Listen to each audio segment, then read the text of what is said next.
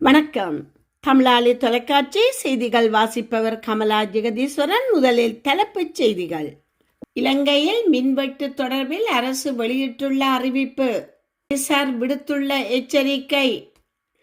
இலங்கையில் பெட்ரோல் கையிருப்பு தொடர்பில் வெளியான தகவல்.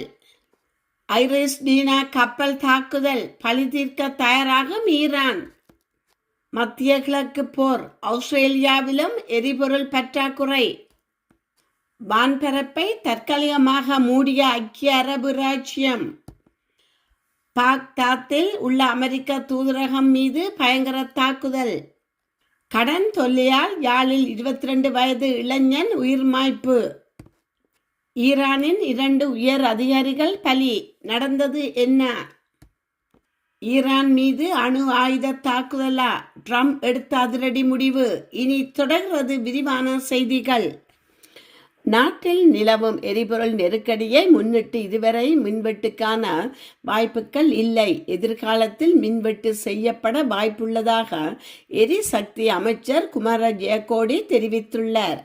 எதிர்வரும் காலங்களில் மின்சாரத்தை துண்டிக்கும் நிலை ஏற்பட வாய்ப்புள்ளதாகவும் அமைச்சர் தெரிவித்துள்ளார்.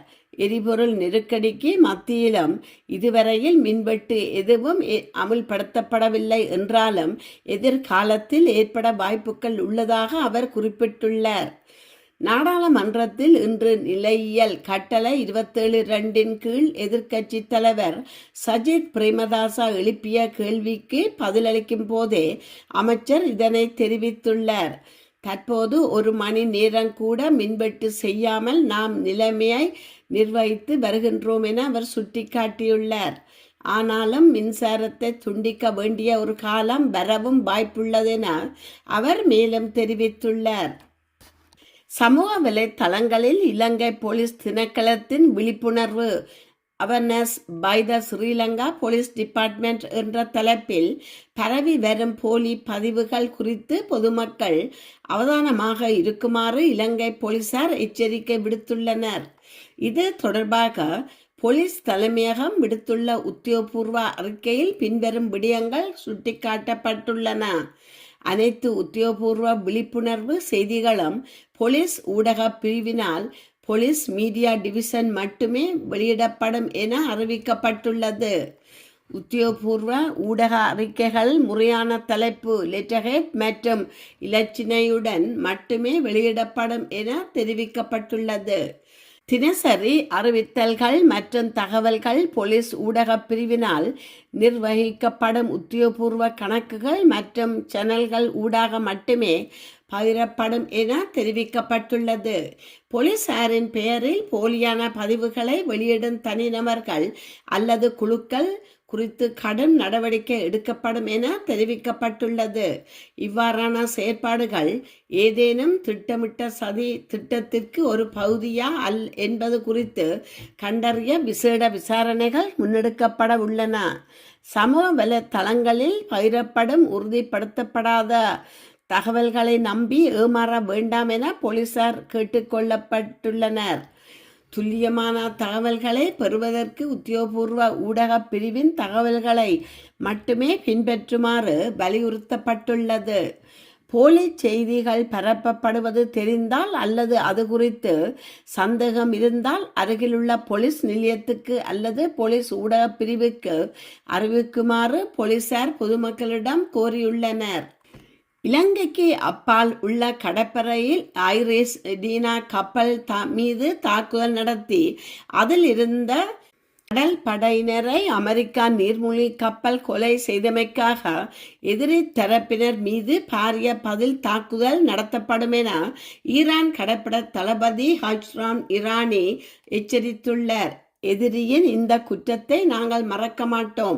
எமது தியாகிகளின் இரத்தத்துக்காக நிச்சயமாக பழிவாங்குவோம் என்று ஈரான் கடற்படை தளபதி ஷாக்ராம் ஈரானி தெரிவித்துள்ளார். அத்துடன் எதிரிகளின் எதிர்பார்க்காத இடத்திலிருந்து நடத்தப்படும் மிக கடுமையான தாக்குதல் மூலம் அவர்களுக்கு தண்டனை வழங்கப்படும் என்றும் ஈரான் கடற்படை தளபதி ஷாக்ராம் ஈரானி மேலும் குறிப்பிட்டுள்ளார். இலங்கையில் தற்போதைய சாதாரண நுகர்வு நிலவரப்படி பெட்ரோல் கையிருப்பு குறித்த எரிசக்தி அமைச்சர் குமார ஜெயக்கொடி விளக்கமளித்துள்ளார். நாட்டின் தேவையை பூர்த்தி செய்யக்கூடிய அளவில் பெட்ரோல் 92 ரக எரிபொருள் ஏப்ரல் மாதம் 23 வரை கையிருப்பில் உள்ளதாக அவர் தெரிவித்துள்ளார். இன்று நாடாளுமன்றத்தில் ஆற்றிய விசேட உரையிலேயே அமைச்சர் இந்த தகவலை வெளியிட்டுள்ளார். எரிபொருள் விநியோகத்தை தடையின்றி முன்னெடுக்க தேவையான நடவடிக்கைகள் எடுக்கப்பட உள்ளதாகவும் உறுதியளித்துள்ளார். மேலும் பெட்ரோல் 95 மற்றும் சூப்பர் டீசல் ஆகிய 2 ரகங்களும் மே மாதம் 10 வரை விநியோகம் செய்ய போதுமான அளவு கையிருப்பில் உள்ளன.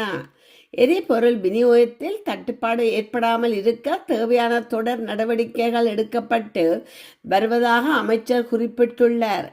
எனினும் நாட்டில் பல்வேறு பகுதிகளில் உள்ள எரிபொருள் நிரப்பு நிலையங்களில் எரிபொருள் இன்மையால் மூடப்பட்டுள்ளமை குறிப்பிடத்தக்கது. இலங்கை அரபு ராச்சியம் தனது வான்பரப்பை தற்காலிகமாக மூடியுள்ளது. ஈரானால் முன்னெடுக்கப்பட்டுள்ள புதிய ஏவுகணை மற்றும் ட்ரோன் தாக்குதல்களை தொடர்ந்து விமானங்கள், பணியாளர்கள் மற்றும் நாட்டின் நிலப்பரப்பை பாதுகாப்பதற்கான ஒரு முன்னெச்சரிக்கை நடவடிக்கையாக இந்த தீர்மானம் எடுக்கப்பட்டுள்ளது. மத்திய கிழக்கு போர் பதற்றத்தால் ஆஸ்திரேலியாவின் திரவ எரிபொருள் பற்றாக்குறை நிலவுவதாக வெளிநாட்டு ஊடகங்கள் வெளியிட்டுள்ளன. அந்த சூழ்நிலையில் ஆஸ்திரேலியாவிற்கு அனுப்ப திட்டமிடப்பட்டுள்ள குறைந்தது 2 சரக்குகளாவது சந்தேகத்தில் இருப்பதாக ஆஸ்திரேலிய செய்தித்தாள் செய்தி வெளியிட்டுள்ளது. உலகின் மிக முக்கியமான கப்பல் பாதையான ஹார்முஸ் ஜலசந்தியில் 2 டேங்கர் கப்பல்கள் வெடித்துள்ளன. மேலும் மோதல் தொடரும் வரை கப்பல்கள் இந்த வழியை பயன்படுத்தாமல் இருக்க அதிக வாய்ப்புள்ளது. அதாவது சீனா போன்ற ஆசிய சுத்திகரிப்பு மையங்களால் பெறப்படும் எண்ணெயின் அளவு கணிசமாக குறைந்துள்ளது. இந்த விநியோக பற்றாக்குறை காரணமாக அந்த சுத்திகரிப்பு நாடுகள் தங்கள் சொந்த பெட்ரோல், டீசல் மற்றும் ஜெட் எரிபொருளுக்கான மூலோபாய தேவைகளை மறு மதிப்பீடு செய்ய வேண்டியிருக்கும் என்று வெளிநாட்டு ஊடகங்கள் மேலும் கூறுகின்றன. ஒட்டு மொத்தமாக ஆகிய நாடுகள் தங்கள் எண்ணெயில் தேவைகளில் 90% வரை மத்திய கிழக்கு பிராந்தியத்திலிருந்து பெறப்படுகின்றன. திரவ எரிபொருள்களின் நிகர இறக்குமதியாளராக ஆஸ்திரேலியா ஆசியா சுத்திகரிப்பு நிலையங்களிலிருந்து ஏற்றுமதியை பெரிதும் நம்பியுள்ளது. இது ஜெட் எரிபொருள்களுக்கு குறிப்பாக உண்மை. மேலும் ஜெட் எரிபொருள் விநியோகத்தில் ஏற்படும் இடையூறுகளால் ஆஸ்திரேலியாவின் பாதிப்பு குறித்து விமான நிபுணர்கள் நீண்ட காலமாக எச்சரித்து வருகின்றமை சுட்டிக்காட்டத்தக்கது. பாக்தாத்தில் அமைந்துள்ள அமெரிக்கா தூதரகத்தை இலக்கு வைத்து தொடர்ச்சியான ட்ரோன் மற்றும் ஏவுகணை தாக்குதல்கள் நடத்தப்பட்டுள்ளன. தாக்குதல்கள் ஆரம்பமானதில் இருந்து நடத்தப்பட்ட மிக மோசமான தாக்குதல் இதுவென ஈராக் பாதுகாப்பு படையினர் தெரிவித்துள்ளனர்.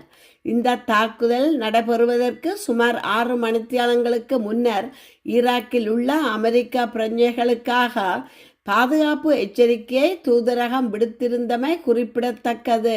யாழில் தூக்கில் தொங்கிய நிலையில் 22 வயதுடைய இளைஞர் ஒருவர் சடலமாக மீட்கப்பட்டுள்ளார். பட்டின சபை வீதி சங்கானை என்ற முகவரியைச் சேர்ந்த தியாகராஜா சிந்துஜன் என்ற இளைஞரே இவ்வாறு உயிர் மாய்த்துள்ளார். வீட்டில் யாரும் இல்லாத போது குறித்த இளைஞன் சுருக்கிட்டு தூக்கில் தொங்கி உயிர் மாய்த்துள்ளார். பின்னர் அவரது சடலம் மீட்கப்பட்டு யாழ்ப்பாணம் போதனா வைத்தியசாலைக்கு கொண்டு செல்லப்பட்டது. அவரது சடலம் மீதான மரண விசாரணைகளை திடீர் மரண விசாரணை அதிகாரி ஆவண்ணா ஜெயபாலசிங்கம் மேற்கொண்டார். உடற்கூற்று பரிசோதனைகளுக்காக சடலம் யாழ்ப்பாணம் போதனா வைத்தியசாலையில் வைக்கப்பட்டுள்ளது. குறித்த இளைஞர் கடந்த சில நாட்களாக கடன் தொல்லையால் பாதிக்கப்பட்டு வந்ததாக உறவுகள் தெரிவித்துள்ளமை குறிப்பிடத்தக்கது.